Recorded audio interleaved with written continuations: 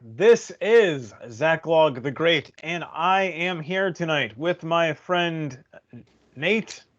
It is I. And also Travis. Hello. And we are getting together tonight to continue talking about Horatius at the Bridge, because there's quite a lot of it. And tonight we are talking about stanzas 35 through 47, which is basically the action scenes of this poem. We've gone through the preliminaries, we've gone through the stirring battle speech, and this is the part where a bunch of people get hacked up. If that bothers you, maybe you can step out for this time and come back next time. Anyway. Also, I still need to work on editing together one complete video out of the excerpts I've done. I have the whole thing recorded, but I have not yet edited together. I need to kick my butt on about that. Anyway, before we get to, Nate has volunteered to read the poem for us, or the excerpt for us tonight. Before we get to that, I did want to mention, if you like my work, if you like what I do, if you want to help me keep doing it, you can go to subscribestar.com/Zachlog-the-great and sign up to support me there. And that link will be in the show description. And having said that, I will put the poem up on the screen, and Nate will read it for us tonight. Here we are. So, where's the button? Share screen. That one. All right. When you're ready. Previously on Horatius at the Bridge. Holy crap, the Tuscans are here. Horatius says, I'll fight to defend the temples of my gods and our children and our wives. Who's with me? And then outspake Spurius Lartius. Aramnian proud was he. Lo, I will stand at thy right hand and keep the bridge with thee. And outspake strong Herminius. Of Titian blood was he. I will abide at thy left side and keep the bridge with thee. Can they do it? Can they stop the Tuscan horde, the brave 3 Romans? Let's find out. And so we begin at stanza 35. Meanwhile, the Tuscan army, right glorious to behold, came flashing back the noonday light, rank and rank like surges bright of a broad sea of gold. 400 trumpets sounded a peal of warlike glee, as that great host with measured tread, and spears advanced and ensigns spread, rolled slowly toward the bridge's head, where stood the dauntless 3. The 3 stood calm and silent, and looked upon the foes, and a great shout of laughter from all the vanguard arose, and forth 3 chiefs came spurring before that deep array. To earth they sprang, their swords they drew, and lifted high their shields and flew to win the narrow way. Aunus from Green to Furnham, lord of the hill of vine, and Seius, whose 800 slaves sicken in Ilva's mines, and Picus, long to Clusium, vassal in peace and war, who led to fight with his Umbrian powers from that gray crag where, girt with towers, the fortress of Nequinum lowers o'er the pale waves of Nar. Stout Lartius hurled down Aunus into the stream beneath. Arminius struck at Seius and clove him to the teeth. At Picus, brave Horatius darted one fiery thrust, and the proud Umbrians' gilded arms clashed in the bloody dust. Then Ocnus of Faleri rushed on the Roman 3, and Lausulus of Ergo, the rover of the sea, and Arons of Volsinium, who slew the great wild boar that had his den amidst the reeds of Cosa's fen, and wasted fields and slaughtered men along Albinia's shore. Herminius smote down Arons, Lartius laid Ocnus low. Right to the heart of Lausulus, Horatius sent a blow. Lie there, he cried, fell pirate. No more aghast and pale. From Ostia's walls the crowd shall mark the track of thy destroying bark. No more Campania's hands shall fly to woods and caverns when they spy thy thrice accursed sail. But now no sound of laughter was heard among the foes. A wild and wrathful clamor from all the vanguard rose. 6 spears' length from the entrance halted that deep array, and for a space no man came forth to win the narrow way. We're going through Astor, right? But hark! The cry is Astor, and lo, the ranks divide, and the great lord of Luna comes with his stately stride.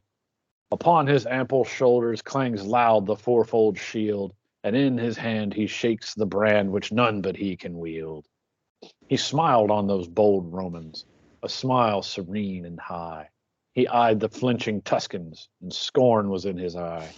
Quoth he, the she-wolf's litter stands savagely at bay. But will ye dare to follow if Astor clears the way? Then whirling up his broadsword with both hands to the heights, he rushed against Horatius and smote with all his might. With shield and blade Horatius right deftly turned the blow. The blow, though turned, came yet too nigh. It missed his helm but gashed his thigh, and the Tuscans raised a joyful cry to see the red blood flow. He reeled, and on Herminius he leaned one breathing space. Then, like a wild cat mad with wounds, sprang right at Astor's face. Through teeth and skull and helmet, so fierce a thrust he sped, the good sword stood a handbreadth out behind the Tuscan's head. And the great lord of Luna fell at that deadly stroke, as falls on Mount Alvernus a thunder-smitten oak. Far o'er the crashing forest the giant's arms lie spread, and the pale augurs, muttering low, gaze on the blasted head.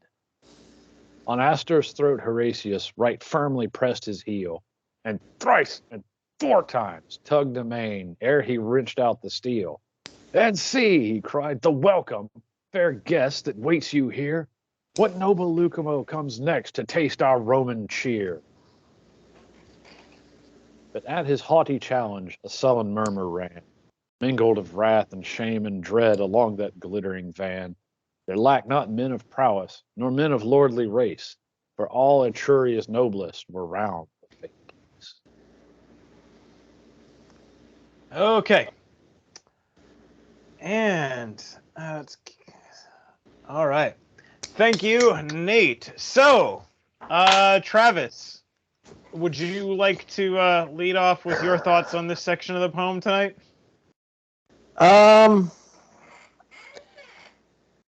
So being sort of the skeptic of the group, the I don't know, the sourpuss, whatever will you. I think it's interesting that basically there's 3 men on the bridge and 3 men approach the men on the bridge at the same time. You know, I mean, in my mind, it's kind of like, why didn't they just get some archers and shoot them off the bridge if they were really looking to get through the bridge and take down the city? So I don't know if that was just an honor thing they did back then, or it's just because this is the poetic form of the story. But that, I mean, honestly, that's like the biggest thing that sticks out to me is a few archers would have taken care of these 3 guys without any problem. Instead, they stand around having some prideful, manly, debate about who was cooler, sort of. So I guess that's my start-off comment.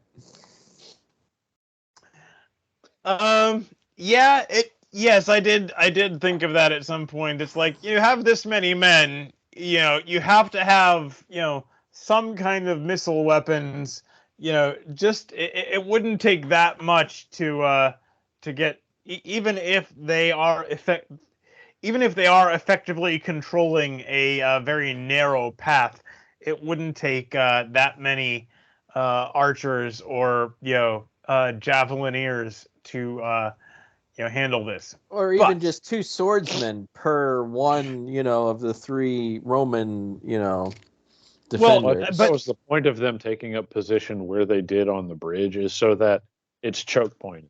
It's like 3 of you to face the three of us. And so we can, instead of getting outmassed, we can sort of bottle you up and fight. Well, but in some ways, I think too, but the fact that they do spar off as, it is interesting. I mean, instead of sending their little flackies down there and say, hey, you die trying to fight these three guys, like these are real leaders, real like legitimate pirates and whatever from Lars Porsena's crowd that go down there and say, hey, we'll fight these guys. We'll make a show.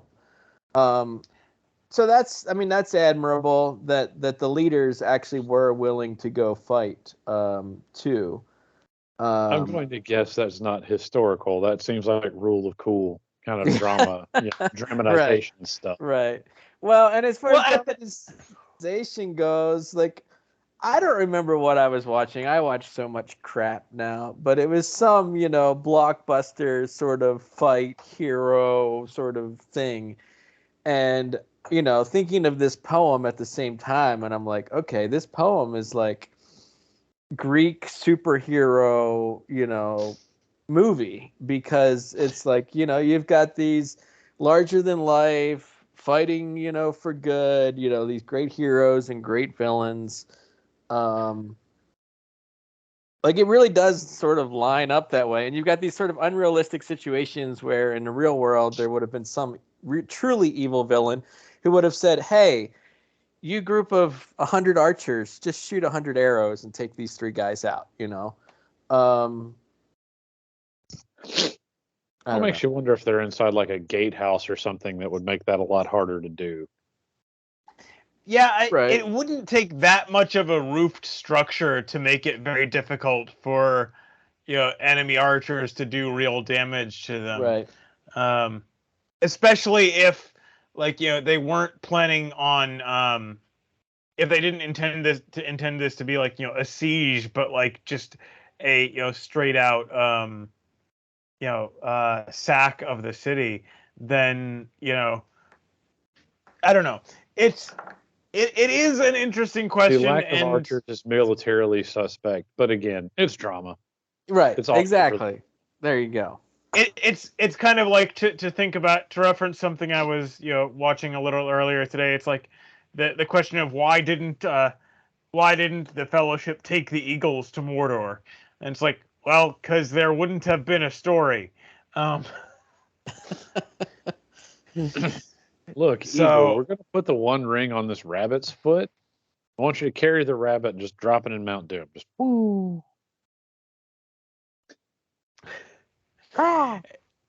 So, one thing I started thinking about partway through this, when I was working on this section, there's this saying, I think it's attributed to Ghandi. I have no idea if that's true, or I could be misremembering it. The words are packed with nuclear weapons. Wait, what was that? Say it again, please. Yeah. Take heed, for our words are backed with nuclear weapons. That's the civilization, the Sid Meier's civilization, Ghandi.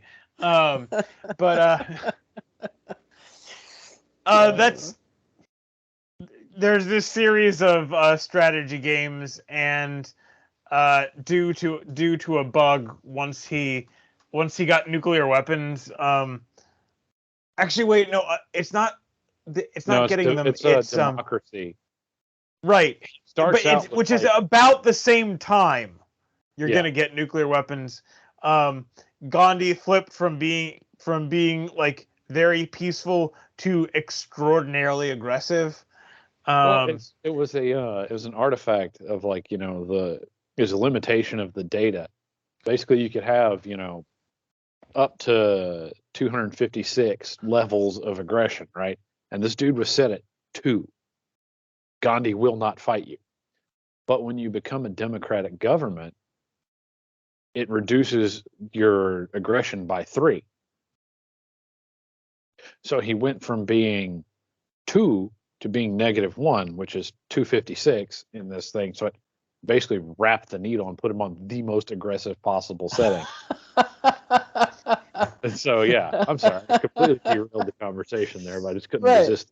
But that's super interesting. I mean, that's a very interesting scenario. Like if you're so low aggression and you go a little bit lower on a loop, you have to become super aggressive. Yeah. I don't know where Lars Porsena sits on that scale, but I'm guessing it's somewhere in the middle. Anyway, Well, what were you going to say, Sean? Lars Porsena gives himself some credit, in this. Oh, we haven't gotten to that part. I read ahead. Sorry, I probably No, it's should okay. have read But spoilers. The Gandhi quote I was or the quote attributed to Gandhi I was referencing is first they laugh at you, first they ignore you, then they laugh at you, then they fight you, then you win. I think I've seen that attributed to Gandhi. I have no idea if it's true. As Abraham Lincoln said, quotes found on the internet are often inaccurate. Yeah.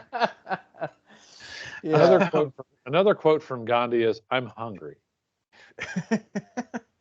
But anyway, but like you do see that sequence in this, like the Tuscan army is advancing, and they're just these three guys, standing, guarding this area, before the bridge, and like logically, the distance they're coming from, they probably don't even see them at first, and then they get within sight, and there's three of them.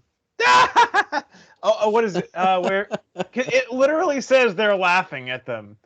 Yeah, it does say that. And a great shout of laughter from all the vanguard rose. So first they ignore you, then they laugh at you, then they fight you, and they send out a few waves of champions, and then you win, which is how this fight went. Although it's kind of funny because I think I referred to this before. This turns what was going to be a sacking into a siege. This doesn't actually end this conflict, and how the conflict ends is also an interesting story.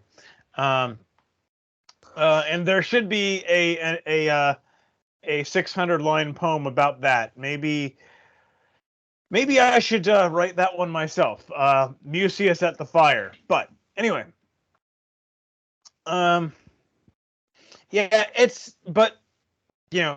one of the reasons I started this series is I started doing recording poetry on YouTube, and I started these discussions is because I wanted to show all the kinds of things that poetry can do, that people don't really seem to know about that much today, and slicing a sword into someone's head and it chopping all the way down to his teeth is not the kind of thing people think about in terms of poetry today. So yeah, there's not a whole lot of sexual metaphor in that.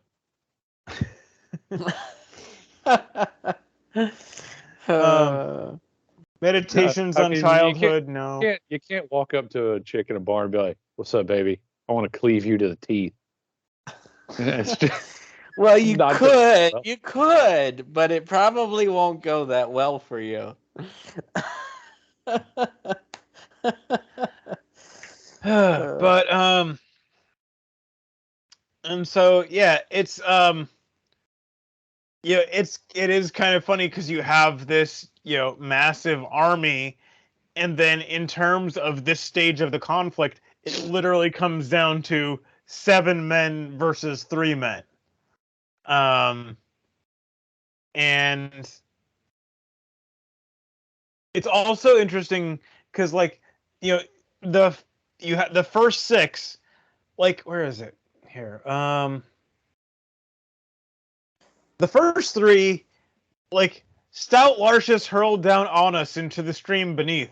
Herminius struck at Seius and clove him to the teeth. Those 3 barely get any time. It's just like, yeah, they're dead. He's dead. Yeah, he's dead. Boom, he's also dead. And that's like, the next 3 get a little more attention, but not much. And so,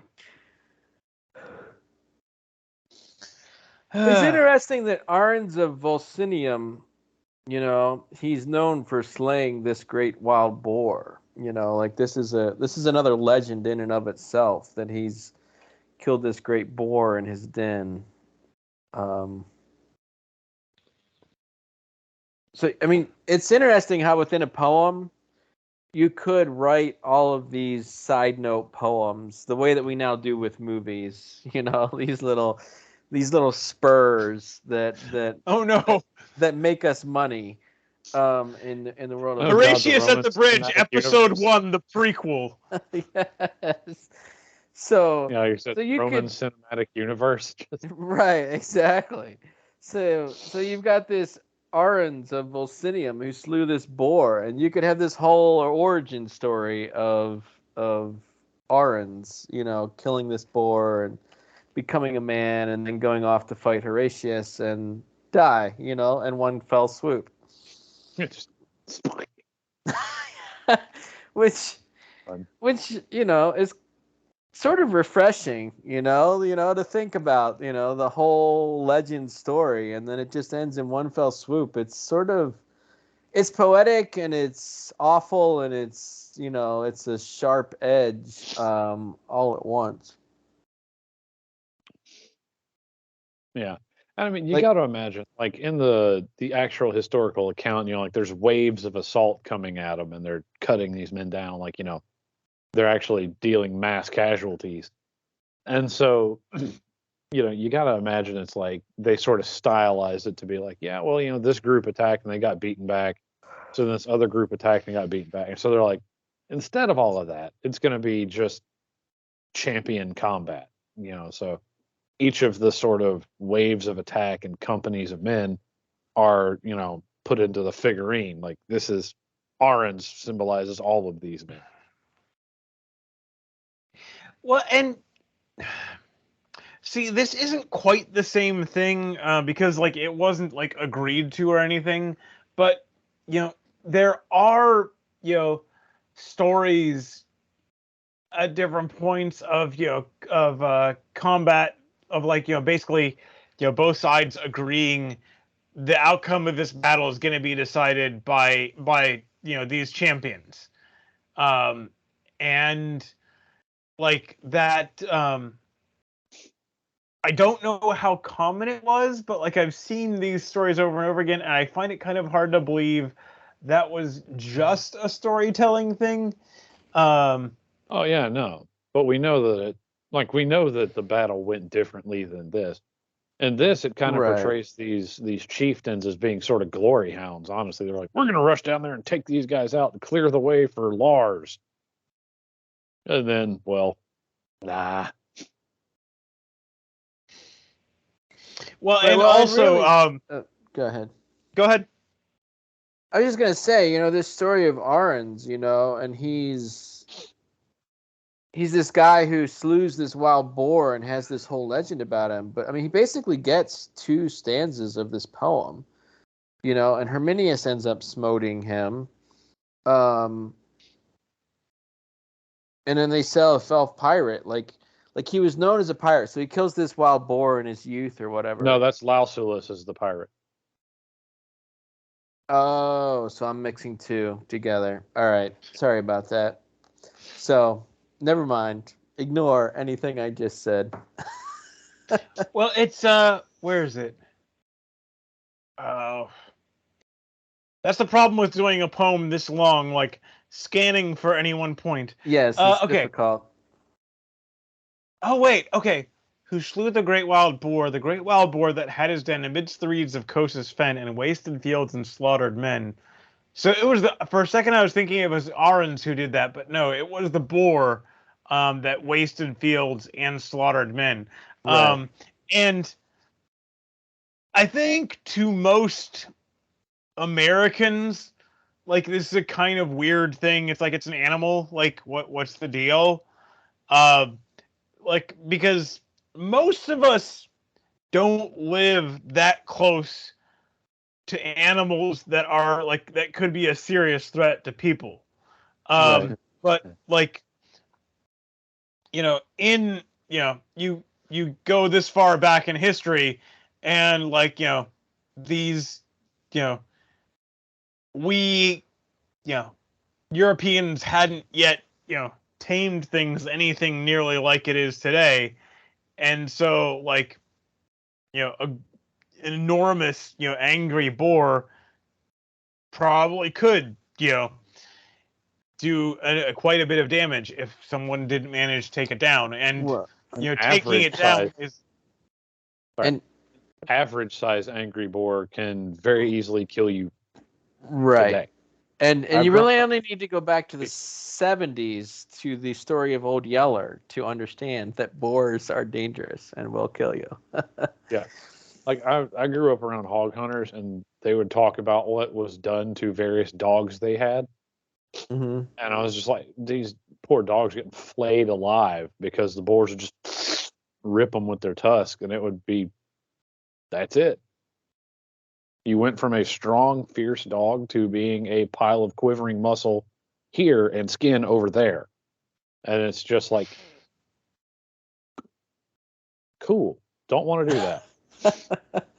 That is not a sport in which I will partake. Well, and I have cousins now that go every year to Georgia to hunt wild hogs, and over the years they've learned, like, they've bought all this gear, night vision stuff, because they are super tricky to hunt, kind of like coyotes. They're really tough.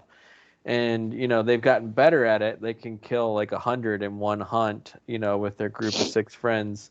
But only because they've got this night gear and, assault rifles. And I would not want to be hunting. I would not particularly want to be hunting boar with like a short spear or a sword or something. Exactly. Or knife, like in Old Yeller. Yeah. Forget all that noise. All of it. Yeah. Yeah. Like the even, with a, bow and arrow, or even like, you don't even have to go back that far. Like, even with the, earlier versions of firearms, before you got to semi-automatic, like, when you had the kind where you had, well, I guess breech loader would be the kind I'm thinking of, where Right. like reloading it is gonna take a bit. And like, you fire, you're dealing with an animal like this. You shoot, you miss. You better have your Bowie knife ready to go. Either that or a very fast. Sorry, go ahead. I'd suggest a bayonet. You just pike him. Because the boar's kind of dumb. He's probably just going to keep charging at you. You can actually get him to impale himself pretty easily. So yeah, bayonet, then shoot, and if you don't kill him, he'll charge you. Get your gun stock, sit on the ground, brace, and then he'll. But yeah, it's the animal kingdom and humans were rather more even up until just a few hundred years ago. So, which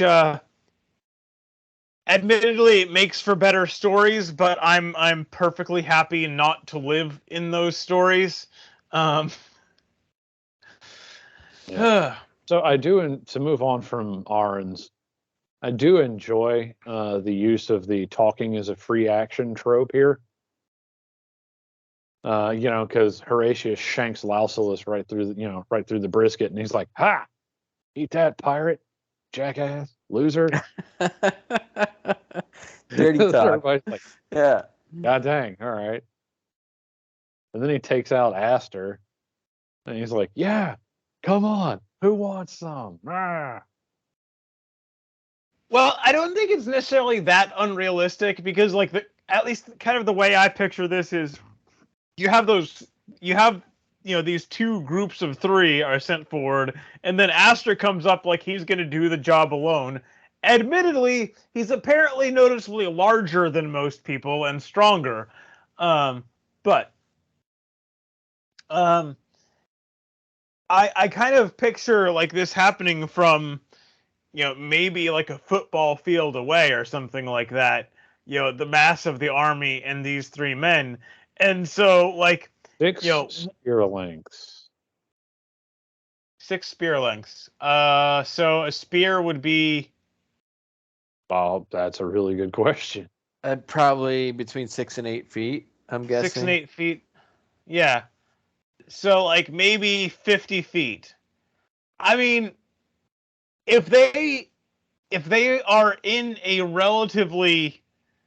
If they are in, that relatively tight space where, like, they picked this ground, the 3 of us can defend this, then, like, once the other 2 are out of the way, you have some time to, you take down the 3rd one and you have some time to gloat. I don't think that's that unrealistic. No, but still, it's just a little. Yeah. But even Aster's words, quoth he, the she-wolf's litter stands savagely at bay, but will ye dare to follow if Aster clears the way? I mean, in some ways, he's putting down his own countrymen by saying that, the she-wolf's litter, like these small children are standing aside, waiting to see what happens, but I'm Aster. I'm the she-wolf. The she-wolf's litter is the sons of Rome. Yeah. Yes. Legendarily, their first king, their founders, Romulus and Remus, were raised by a she-wolf. And so the children, the men of Rome, are the cubs of the wolf. And so he's Romans. He's saying, they're standing there ready to fight, but I mean, he is still putting down everyone else in the army because he's like, look, I'm gonna do this. Are you guys actually gonna follow me then?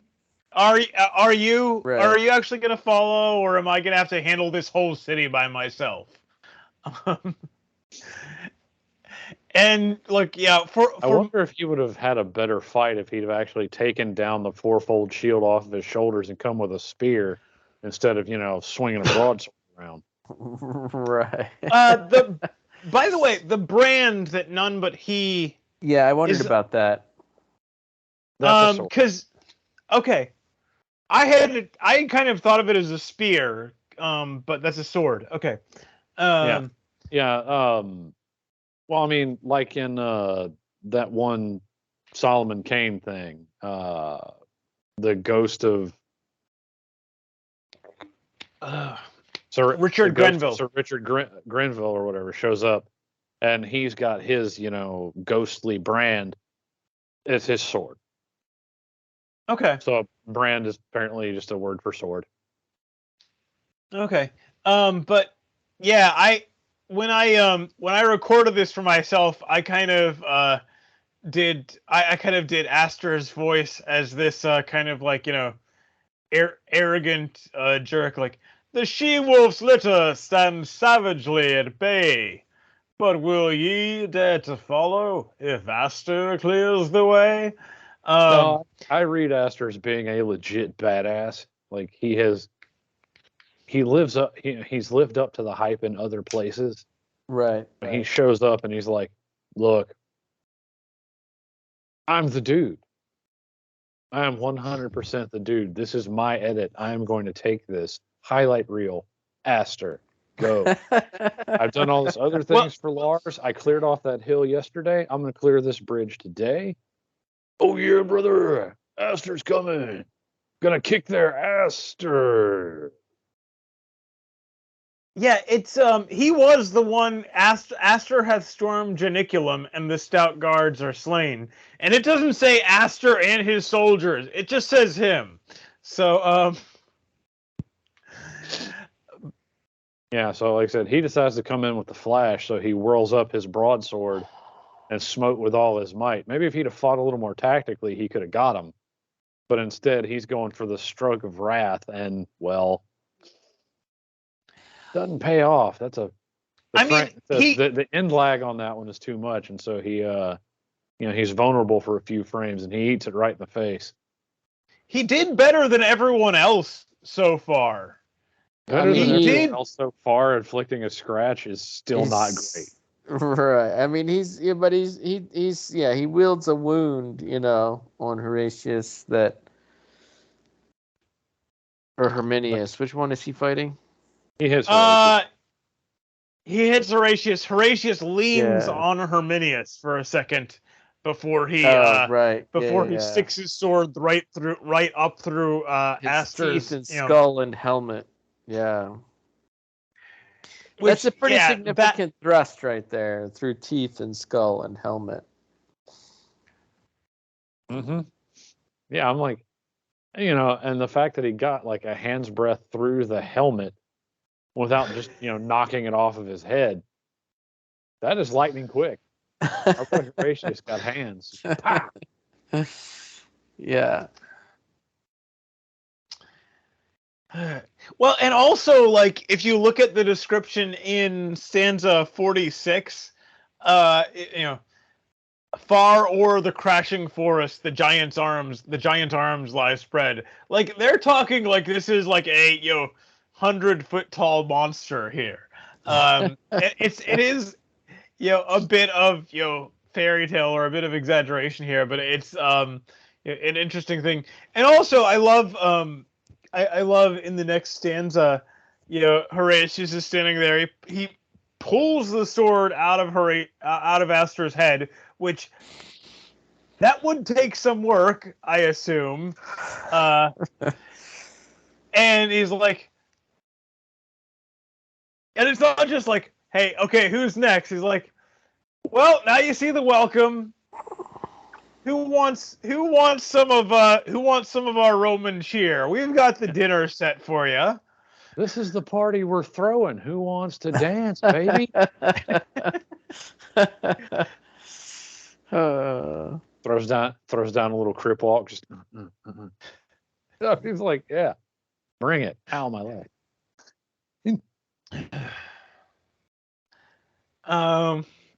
Oh, let's see. What do they call it in basketball whenever you talk this way to your opponents? I'm talking trash. Talking trash. That's basically what they're doing. Yeah. And it is coming somewhat from both sides. But yeah, it's oh, let's see. What else did I want to?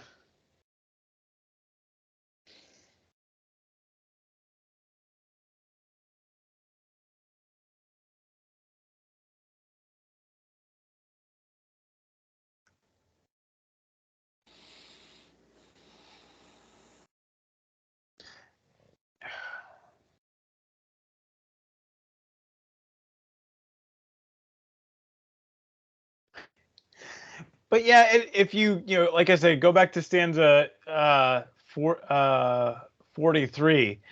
He smiled on those bold Romans, a smile serene and high. He eyed the flinching Tuscans, and scorn was in his eye. And Astor's like, you just picture Astor like, this is the crew I'm stuck with. I deserve a better army than this. Like, what is it? Gotham City deserves a better class of criminal, and I intend to give it to them.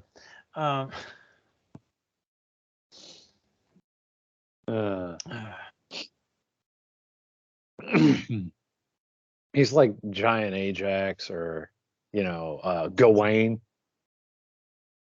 Kind of like, I am straight a badass.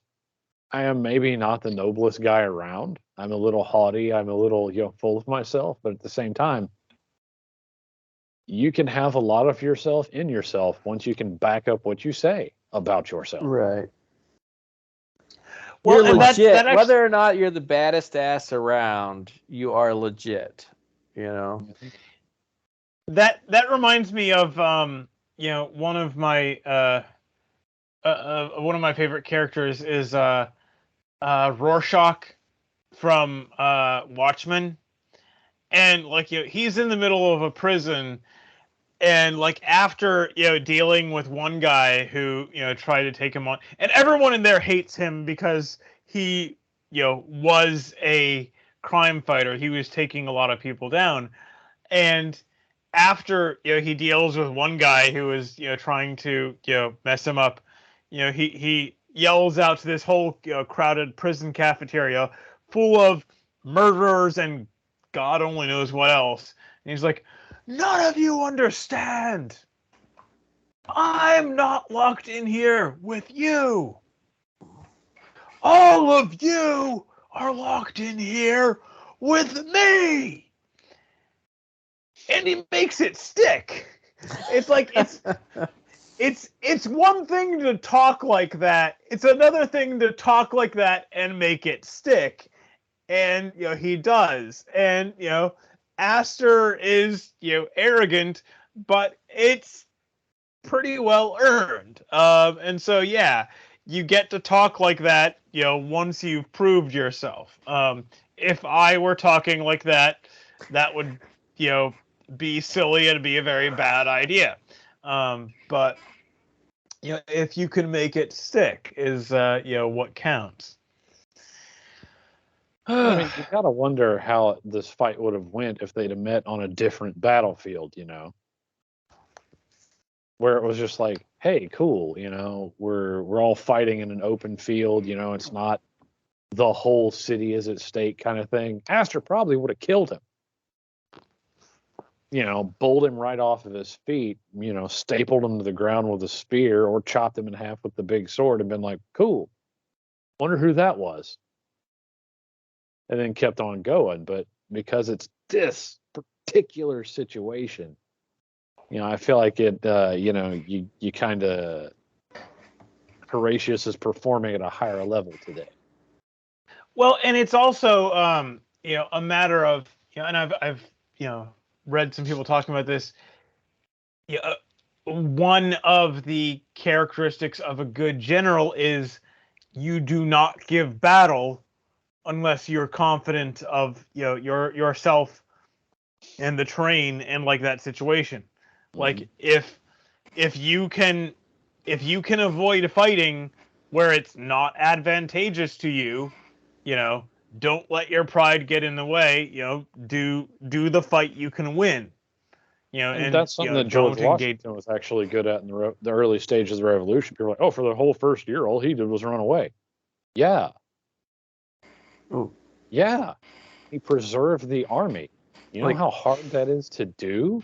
Lee was really good at that too in the Civil War. Yeah, right up until Gettysburg. Right. Well, and on why? On the other side of that, also, I understand Lincoln was pretty mad at a lot of his generals for not pursuing the advantage. Right. Like they would win some battle, and then like the rest of the Confederate army would just go, and he'd be like, "Why aren't you chasing them down? You can because they killed lots of us." Yeah. Yeah. Well, that was the thing. They got crushed at I don't even remember where. And so, everybody's like, well, here we go. Go back to Pennsylvania or wherever the hell. And then Grant's like, well, that hurt. Point your boys south. Let's go. And everybody's like, holy crap. And they march off after. I mean, that was one of the things about Grant. He wasn't afraid to lose men. I mean, that's why Lincoln started to like him, because all the other generals would just sort of run or not follow. They'd be like, oh, man, that's way too many casualties. But the North had enough men. They could soak it. Which is awful and brutal, but it's also how you win the war. Baby. Yeah. Well, and it's also the other thing with that is it's also war in the modern era, which is not. Admittedly, like I'm not a student of military history. I've just picked up bits here and there, but I understand that basically until Napoleon,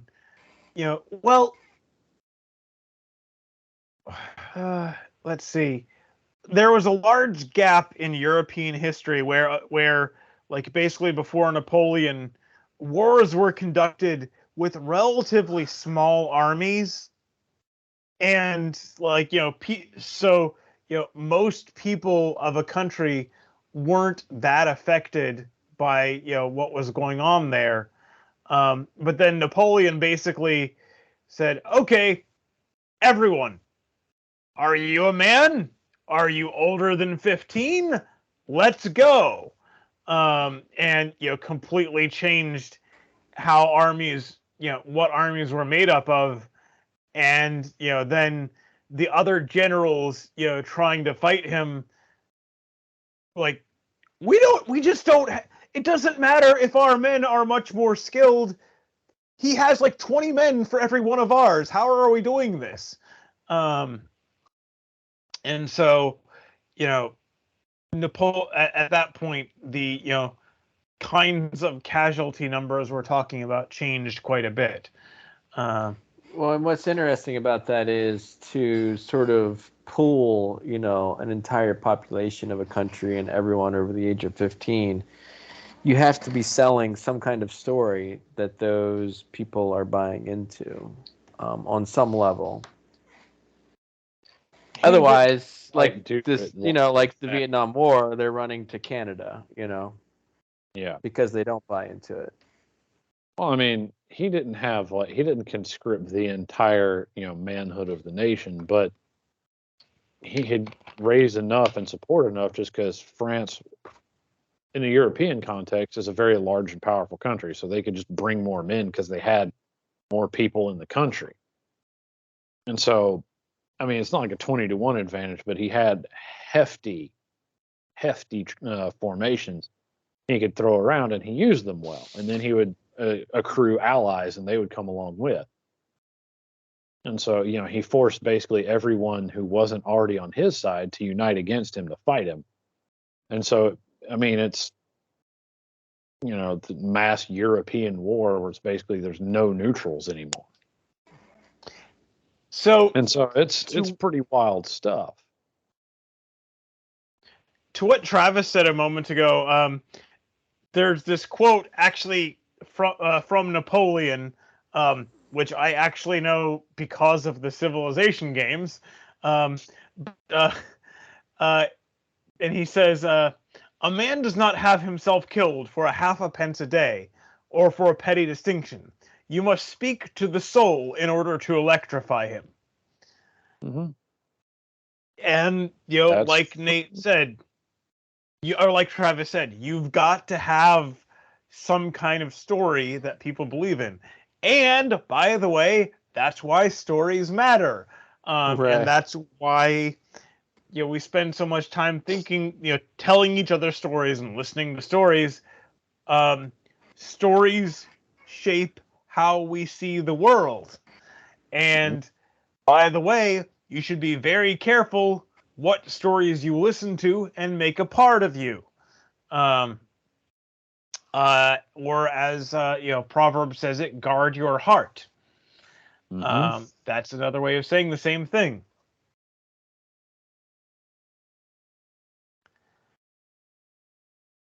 That's 100% true. And so, that's the source of a lot of these epics and a lot of this, this really high heroic ideal came from, is like, you want to be like these men. You want to be one of the Ajaxes. You want to be Achilles. You want to be one of the epic heroes.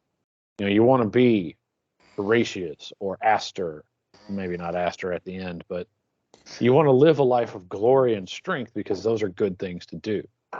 Right. In America, it's you want to be George Washington. You want to be strong and upright. You want to be Abraham Lincoln, wise and principled. You want to be Thomas Jefferson, kind of an asshole, but really smart. You want to be all, these are the things you want to be. These are the stories we tell. John Henry was a simple, hardworking man who was indomitable even till death. Pecos Bill was a good-natured good-natured force of nature who could do crazy things and, help to tame and settle places. John Paul Jones was a wild man, but he was so bold and courageous that he basically flipped reality on its head and did things nobody else could do at sea. Douglas MacArthur was really good at killing Chinese people. And this was actually something I was, planning to talk about when we get to the last section of this. But, like, we're kind of on the topic now. Looking at this poem, I'm like, oh, this is what history teaching is supposed to do for a people. It's like, these are your heroes from the past. Go be like them. And I look at that, and then I look at the history I was taught in high school and college. I'm like, what the hell are they doing? This has nothing to do with giving people examples to live up to.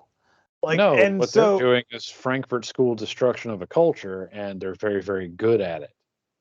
That's why the leftists went into the schools first, is so they could teach us all to hate who we are and, basically to scorn the stands of our fathers. They're like, oh, no, they weren't great men. They were just the guys that happened to be in front at the time. If they hadn't been there, somebody else would have gotten the credit for doing things. But that's just what everybody was doing. Bill Whittle, in his Forgotten American Heroes series, the first one is Joshua Lawrence Chamberlain, who was commanding the 20th Maine on Little Round Top at Gettysburg. And he was the man that the Civil War turned on. Like, a lot of people don't know who Joshua Chamberlain was. But, without that man in that place on that day, the Civil War probably would have ended very, very differently. But because that man was who he was, where he was, when he was there, well, as Bill puts it, old people can travel from New York to Florida without needing a passport. And so,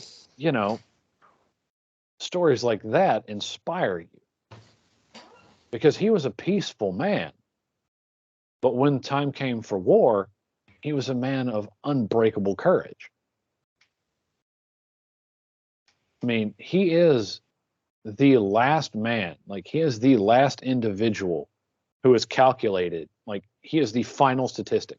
He is the last man who died from wounds received in the Civil War.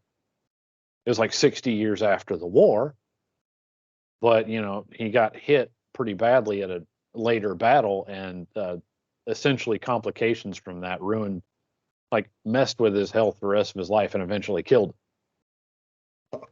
And so he is the final casualty of this, this inflection point in American history. And so, most people don't know about him. Most people don't know about, a lot of these brave men, who lived and died and held up an ideal because they thought it was right. The guys said,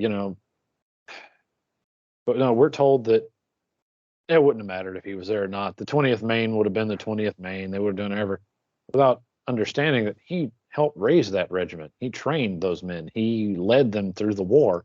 And so they were who they were, largely because he was who he was.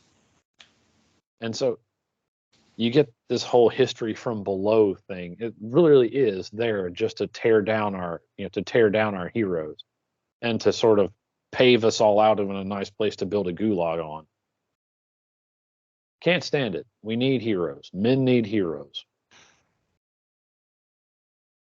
Well, and what I think is interesting about this poem is, even though Horatius and his boys are kind of the heroes, and Rome is the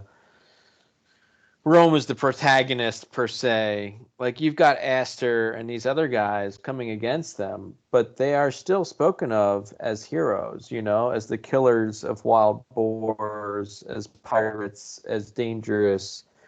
There is a loftiness given to them, even though they are the enemy. Well, and that is fighting somebody doesn't mean you have to disrespect him. Right. An honorable opponent deserves his honors, Yeah, and if you, there was actually a really interesting fight between a 16,000 ton German heavy cruiser and I think it's glowworm. 1,300 or 1,500 pound or ton destroyer. They met each other in the North Sea because they're both headed to Norway. And the destroyer captain is like, oh, crap. But we have a convoy over there we've got to be escorting. So we're going to fight this ship that is 10 times our size and far more heavily armed than us. We're going to get at them. And so, like, knives out, here we go. To the point that even this little bitty, the little destroyer rams this heavy cruiser. And, like, they're fighting. They end up getting sunk. The German commander writes a letter to the British Admiralty and says, hey, I fought this guy out on the North Sea, and his conduct merits the highest award. A German ship captain recommended a British ship captain for the Victoria Cross, and he got it because they were like, wow, even the enemy is going to, like, take the extraordinary step of letting us know that, no, this man fought tooth and nail to do his duty, even beyond what duty called for, and that's respectable. It was HMS Glowworm versus the, I don't remember if it was the Hipper, the Admiral Hipper, or if it was one of her classmates, but crazy fight. And so, honorable men in honorable combat can honor one another, even though they also probably should kill each other.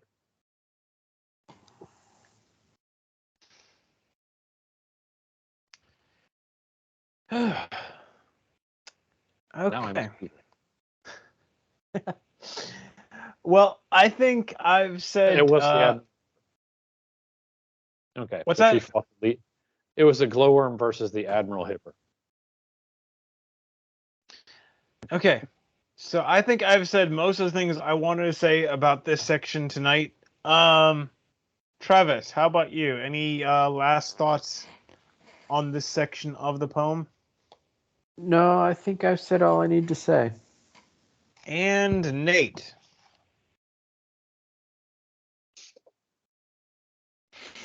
I just want to reiterate, heroes are important. Don't let the liars and the charlatans and the lukewarm bastards take away from you the inspiration that your past can give you. They'll point out the flaws of the men that you want to hold up. They will try and rip the pedestal out from under the statue that you put up to these men who were genuinely great and say that, oh, well, they weren't perfect. Well, no kidding, dumbass. Of course they weren't perfect. They were men. But the thing they were more than anything was men. And so even a man, an imperfect, flawed flesh person, can do these amazing things. And that is an inspiration to us who are also flawed, imperfect men, that maybe we can rise above and become something. So you hold on to your hero. Learn your history. Learn about the deeds of your fathers and grandfathers. Understand the glory that flows in your blood and try and live up to it. We'll make a better world. And I think we're actually going to probably come back to that idea a little bit when we get to the last section of the poem. So, thank you both for joining me tonight. Thank everyone out there for watching, and God be with you. And also with you. With you.